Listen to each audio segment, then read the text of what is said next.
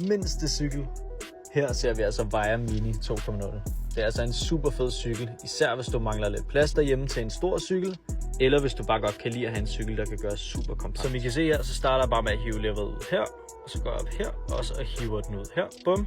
Så kan jeg ligesom stille mig bag på og hive den ned rundt sådan der, og ned med styret. Og så er den faktisk allerede foldet, og så vi kan se, at den er super lille. Den fylder altså ingenting.